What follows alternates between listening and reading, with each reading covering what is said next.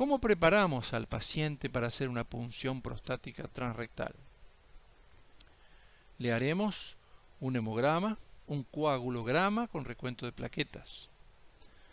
Tendrá una dieta exclusivamente líquida desde el día anterior.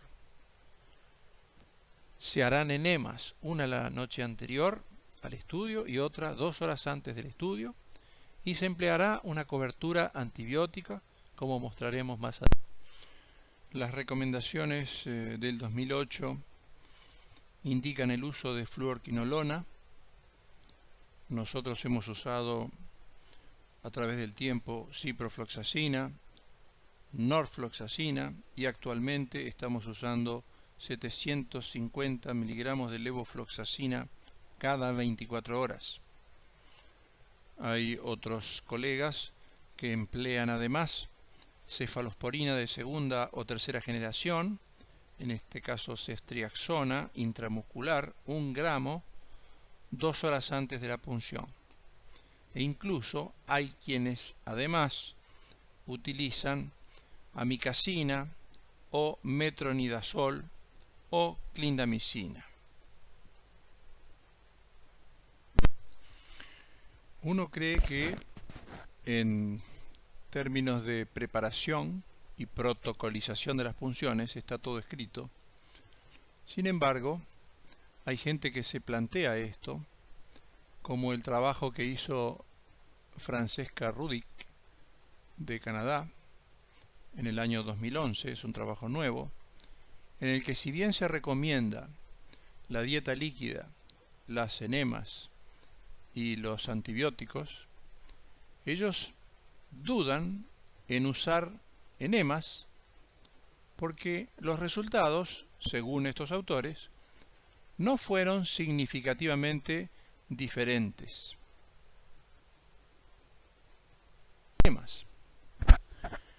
Y además, uno cree que todo el mundo trabaja igual. Sin embargo, como hay variación en el tratamiento antibiótico, algunos autores, como Margaret Pirla, se plantea si no habrá que cambiar el tratamiento antibiótico profiláctico. Y ellos basaron esto en un trabajo que hizo un autor Shigemura, del Journal Urology del 2010, en el que probó tres fórmulas. En la primera usó beta-lactámico más inhibidor de beta-lactamasa y tuvo 3.75% de infecciones. Si a esto le agregaba fluorquinolona, no tuvo infecciones en ningún paciente. Y si usaba la fluorquinolona sola, como habitualmente usamos, tuvo 5% de infecciones.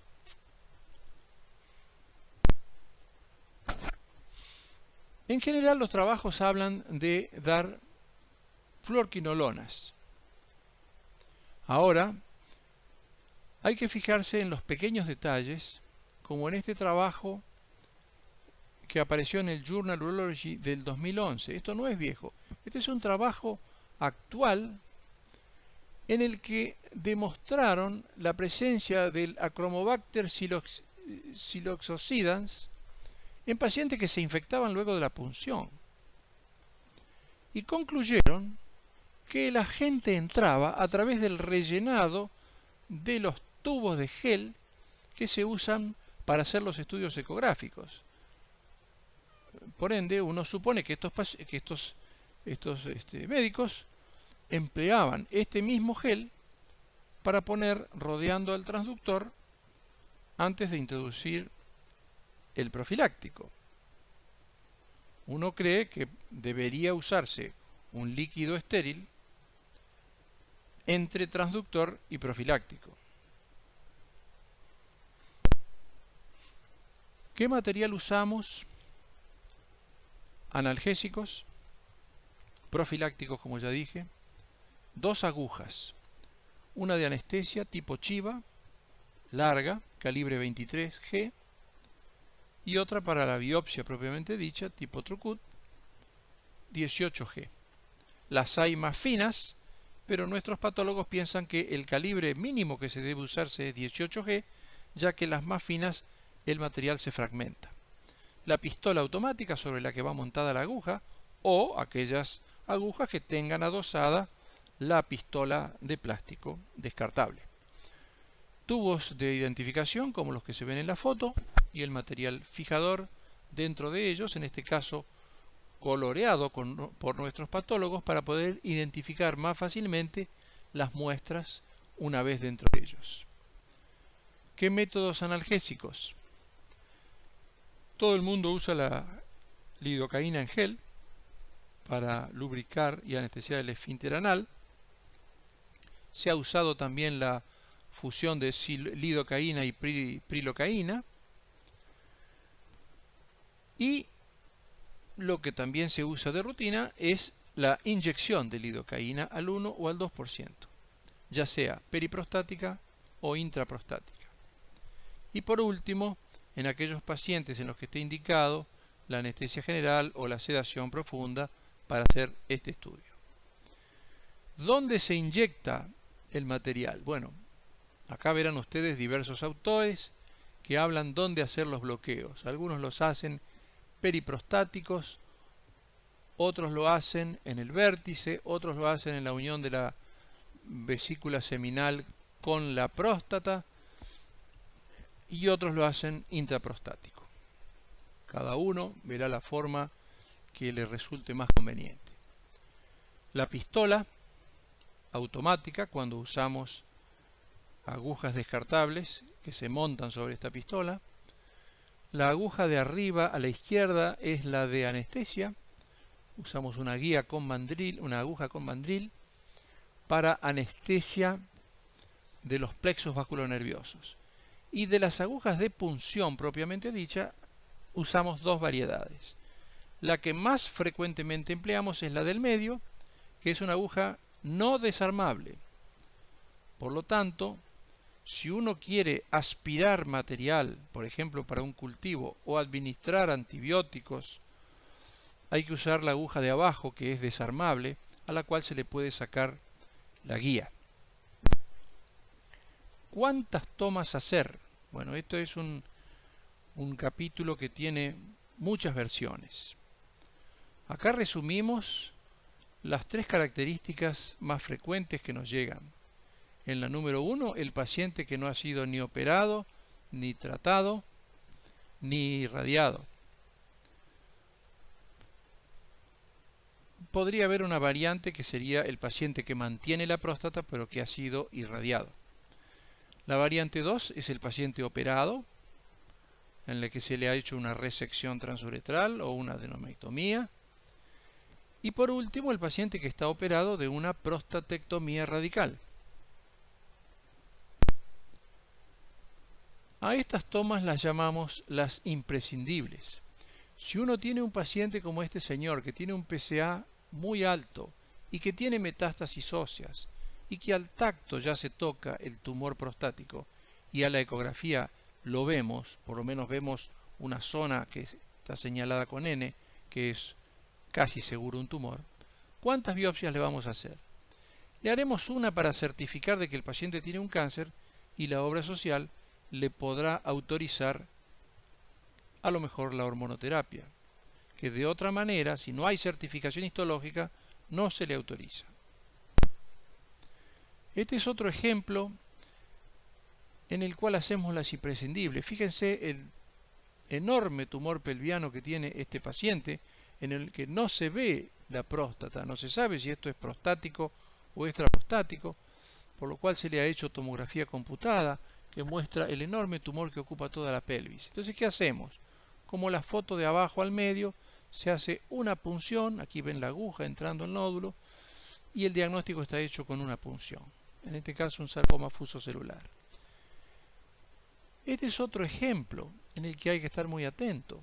A este paciente lo conocíamos de antiguo, habiéndole hecho ecografías por vía abdominal, como arriba a la izquierda, en el que se ve una estructura heterogénea que, puesta al Doppler color, muestra intensa vascularización de una malformación arteriovenosa que afecta la pelvis y afecta la próstata. Yendo a la comparación por vía abdominal, en el lado derecho se ven bien los vasos ilíacos y en el lado izquierdo se ve este mare magnum de vasos que también se representa en otro estudio que le hicimos al señor en el análisis espectral. Este paciente fue estudiado correctamente, fue tratado por un distinguido hemodinamista y embolizado en 2 oportunidades, luego de lo cual apareció al urólogo con un PSA elevado y el urólogo nos lo envió para punción. Como yo lo conocía al paciente, antes de programar la punción le hice un estudio transrectal y vean lo que me encuentro. Entonces, ¿quién se animaría a hacerle biopsias a un paciente de estas características? Y a estas que llamamos las necesarias, tratando de reproducir, como en el esquema de la derecha, dónde hay tumor, aunque no se vea, qué grado de extensión tiene, si toma una mitad o toda la próstata, si toma las vesículas seminales, si se ha extendido fuera de la próstata, y para ello usaremos las distintas técnicas que se mencionan acá, desde la técnica del sextante, octantes, las extendidas, las 5 regiones, o por último, las técnicas a saturación.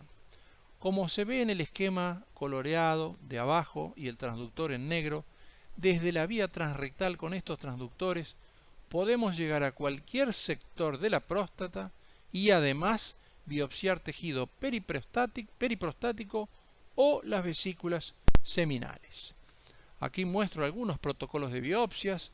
Hodge en el 89 mostraba la biopsia por sextante. Este trabajo de Skew es interesante porque no olvidó, fíjense el número 3, no olvidó la línea media posterior, donde también hay nódulos, y que la mayoría de las biopsias no lo toma porque toma los laterales, como esta, por ejemplo, de Presti del año 2000, en el que toma 10 muestras. Destaco este trabajo del doctor Kimberly y Catalona de Missouri, hecho en el año 2002, porque todavía en muchos centros se sigue trabajando de esta manera, es decir, haciendo series de 12 punciones cuando se sospecha cáncer prostático. En este trabajo, ellos detectaron que un cuarto de los pacientes que estudiaban, o sea, el 25%, se perdía de diagnosticar en la primera tanda de punciones. El 91% detectaba cáncer cuando se hacían 2 tandas de punciones. Ya cuando se hacían 3 tandas, lograba detectarse el 97% de los cánceres y solo haciendo 4 series de biopsias llegaban a detectar el 99% de los cánceres. Y menciono esta técnica porque todavía uno sigue recibiendo pacientes para hacer series de 12 punciones, que como vamos a ver más adelante, puede ser cambiada por otras metodologías diferentes de esta. Siguiendo con los protocolos de biopsia, el doctor Presti en el 2003 mostró este esquema de 12 punciones. El doctor Babayan en el 2000, 11 punciones, haciendo algunas en la línea media, como decíamos antes. Y por último, Stewart en el 2001 de la Clínica Mayo optó por esta modalidad, hizo lo que llama biopsia a saturación en un promedio de 23 muestras. Él tomó entre 14 y 45 muestras para tratar de hacer de una vez por todas el diagnóstico de un cáncer oculto en estudios previos. También hay otros esquemas como este que señalan estos autores mexicanos, Francisco Rodríguez Covarrubias y colaboradores, que sugieren 18 muestras. Ellos toman las periféricas, más mediales y más mediales, 9 de cada lado. Pero fíjense que siempre queda la línea media sin biopsiar. A pesar de proponer estas 18 muestras, ellos sugieren que la primera biopsia con 12 está bien. Este trabajo también actual, del 2011, del Dr. Zaytoum y colaboradores de la Cleveland Clinic hace mención en una modalidad de 20 tomas efectuadas a un paciente que ya tiene estudios previos negativos y con sospechas. Entonces insisten, como ya hemos dicho antes, en las zonas periféricas, pero también hacen más tomas mediales e insisten además en el vértice, en el ápex de la próstata, donde hay bastantes cánceres.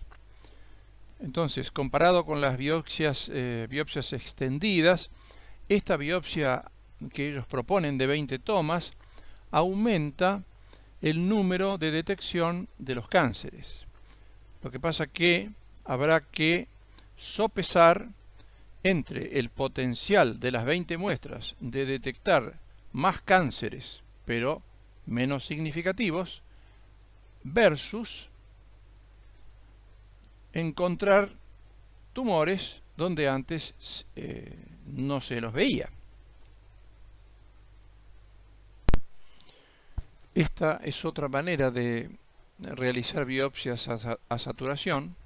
Este esquema ya fue, esta foto fue mostrada anteriormente. Aquí se tomaban entre 12 y 56 muestras. Pero vamos a las programadas, a las que llamamos programadas. A menos que el urólogo indique otra cosa, en un paciente no operado se hacen 12 tomas, excepto cuando la próstata es muy grande, en la que habrá que tomar más muestras. Pero en general 12 tomas. Fíjense este ejemplo de un señor de 75 años, supuestamente sano. Puse nadador porque realmente el señor estaba en muy buen estado físico, nadaba habitualmente, que por un trámite bancario para pedir un crédito para su empresa, el banco le pidió un examen médico. Y entre los exámenes, el urólogo, al revisarlo, tocó un pequeño nódulo que ustedes verán en la foto número 1. Posterior, ligeramente paramediano izquierdo, señalado con la flecha, que en la toma número 2, la foto número 2, se lo ve en el corte parasagital izquierdo con la flecha. El señor tenía un PSA de 1.59, de modo que por su estado de salud y por la medición del PSA no hubiésemos sospechado el nódulo que se palpaba. Fíjense qué pasa luego de las 12 muestras obtenidas por punción, en la que también se empleó el Doppler color, que no muestra vascularización focalizada en el nódulo. De las 6 muestras derechas, 2 tuvieron PIN y todas tuvieron hiperplasia y prostatitis crónica.